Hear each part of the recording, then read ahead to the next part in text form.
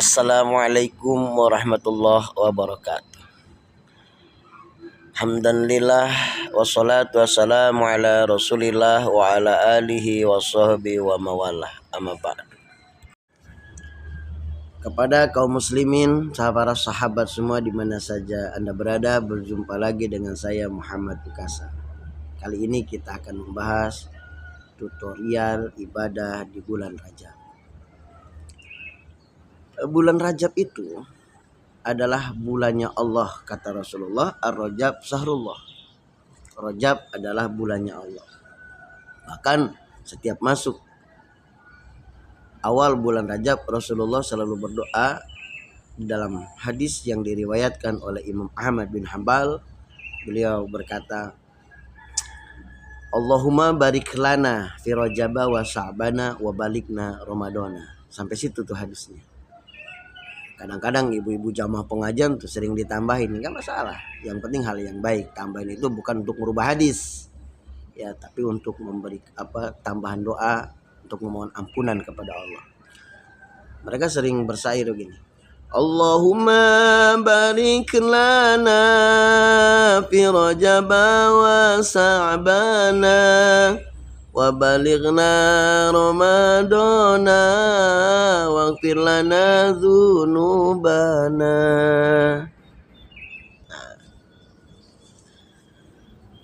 Itu sering disairin tuh, yang artinya, ya Allah, berkahkanlah kami di bulan Rajab dan bulan Sya'ban, sampaikan kami sampai pada bulan Ramadan, ampuni kami dari seluruh dosa-dosa kami. Nah, maka dari sini kita paham bahwa bulan Rajab itu adalah bulan yang mulia.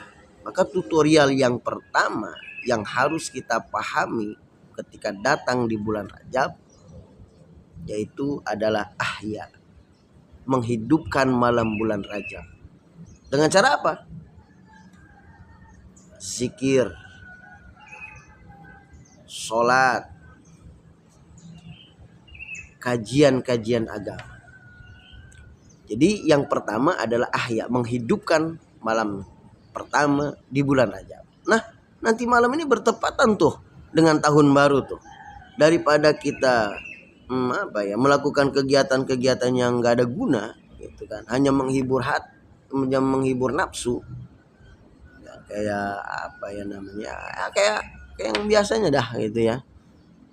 Lebih baik kita hidupin dengan banyak bersolawat kepada Nabi, membaca istighfar kepada Allah, gitu kan, mohon ampunan kepada Allah. Itu lebih manfaat sebenarnya, bahkan akan menenangkan jiwa. Kalau kita biasa menyenangkan nafsu, ya cuma gitu-gitu dong, terus lelah, ngantuk, capek, tidur, bahkan nggak sholat subuh, kan itu mengerikan. Nah, lebih baik, subhanallah, zikir, istighfar, astagfirullahaladzim, bayangkan dosa kita, ya. Memang apa manfaatnya? Kata Rasulullah begini, man ahya awwalu lailati min Rajabin lam yamut qalbahu idza matatil qulub. Orang yang menghidupkan tanggal 1 atau malam pertama di bulan Rajab, maka Allah akan menghidupkan hatinya. Yang mana pada waktu itu banyak hati-hati yang mati. Hati yang hidup itu adalah hati yang tenang di dalam menjalankan kehidupannya. Itu intinya tuh, tenang. Karena hidup tenang itu luar biasa hebat. Kalau kita menjalankan satu masalah, atau ketika kita mendapatkan satu masalah, kalau hati kita tenang, itu jalannya lurus, nikmat. Tapi kalau hati kita tidak tenang, maka kita nggak dapatkan ketenangan untuk menghadapi setiap masalah. Apalagi kalau kita nggak punya masalah, enak banget tuh hati itu tenang tuh. Benar nggak? Makanya banyak wali-wali Allah, ulama-ulama Allah yang menjauhkan dari masalah. Mereka nyingkir dari urusan-urusan duniawiyah. Karena kalau kita ngurusin urusan dunia, pasti banyak sekali masalah dalam kehidupan itu. Jadi hidupkan tuh bulan Ramadan.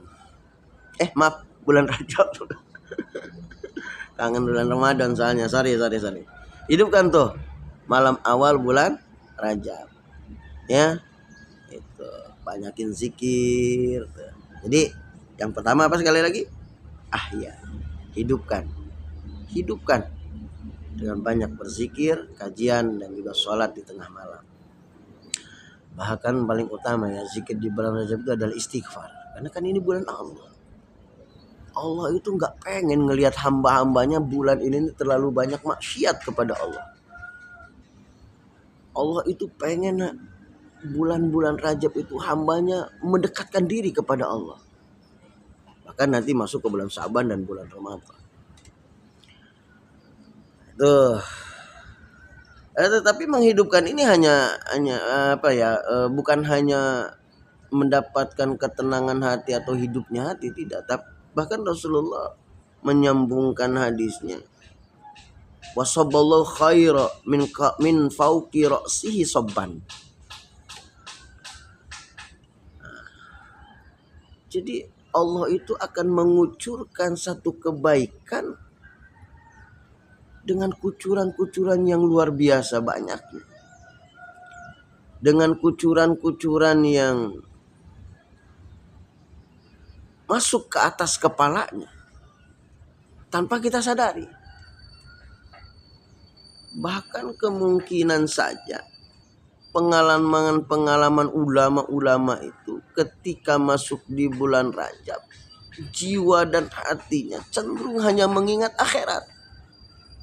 Bahkan ulama semakin ibadah di bulan Rajab, setelahnya itu semakin kuat dirinya kepada Allah dan keyakinannya kepada Allah.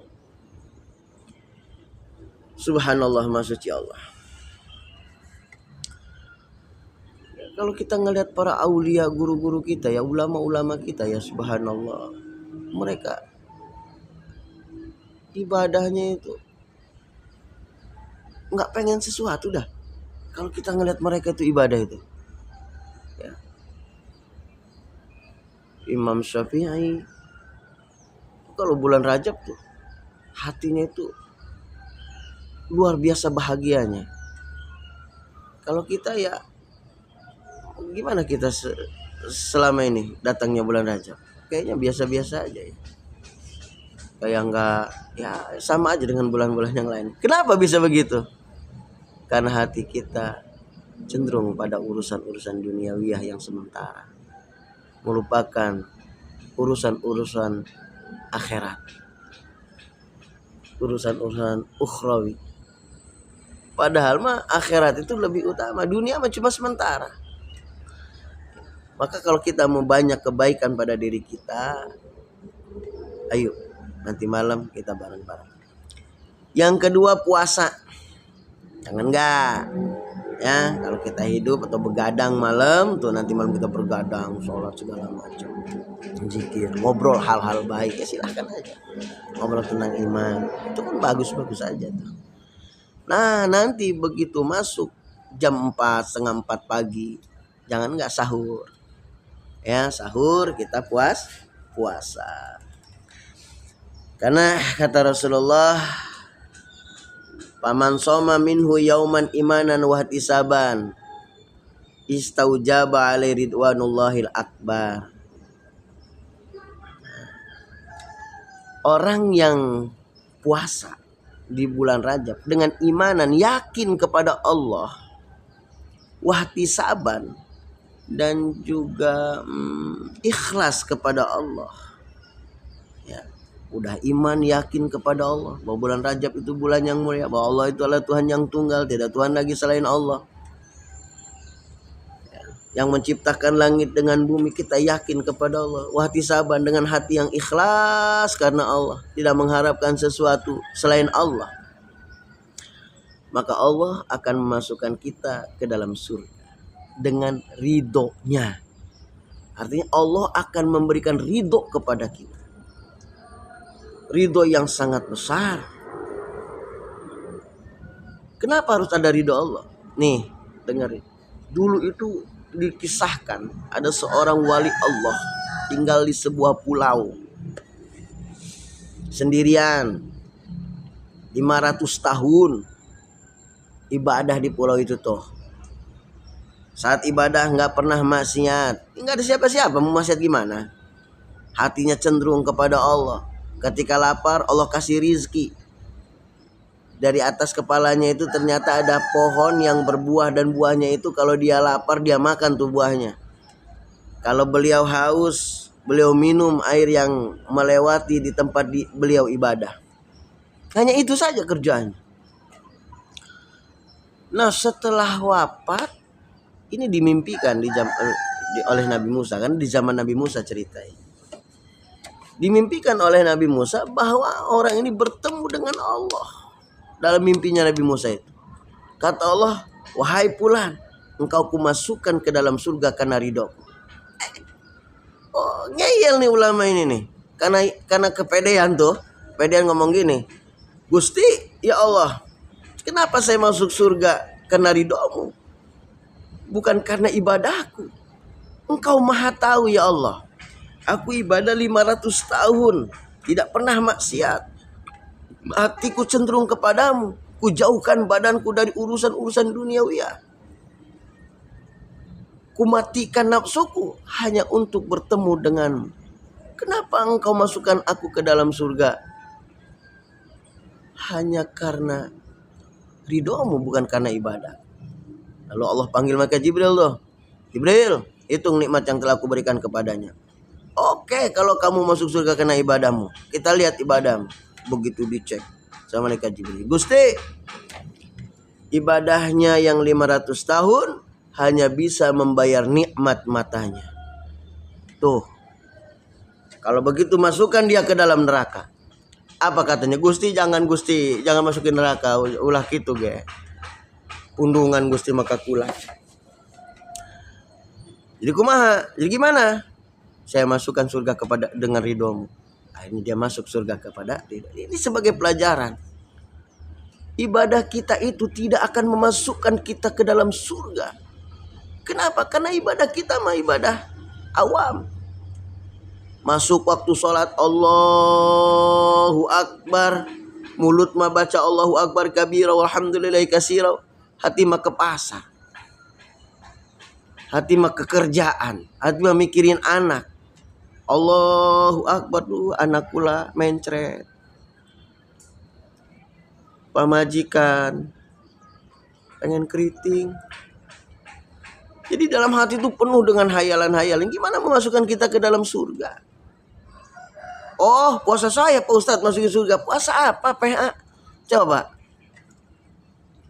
Puasa nontonnya TV. Gimana? Mau masuk surga? Tapi kan saya tonton. Yang saya tonton itu kan dakwah Pak Ustadz. Ceramah. Pengajian. Iya betul. Yang ditonton itu adalah ceramah. Tapi iklannya iklan softtek. Kan sama aja. Masya Allah ya. Terus ibadah kita mah Masya Allah jauh memasukkan kita ke dalam surga. Maka puasa 1 hari. Puasa 1 hari akan menciptakan kita mendapatkan hasil dari Allah Subhanahu wa taala, yaitu ridhonya Allah. Maka tapi ingat, puasanya imanan wahtisaban, dengan rasa iman dan rasa ikhlas. Itu sajalah ya pengajian kita pada hari ini. Mohon maaf bila ada kesalahan dan kekurangan. Kepada Allah saya mohon ampun. Ingat, tutorial Rajab kali ini kita hanya 2. Yang pertama, ahya fi awali lailati Rajab. Yang kedua, saum, puasa. Terima kasih. Wallahu muwaffiq ila aqwamit thoriq. Wassalamualaikum warahmatullahi wabarakatuh. Allahumma barik lana fi Rajab wa Sa'bana wa balighna Ramadana waghfir lana dzunubana. Allahumma barik lana fi Rajab wa Sa'bana wa balighna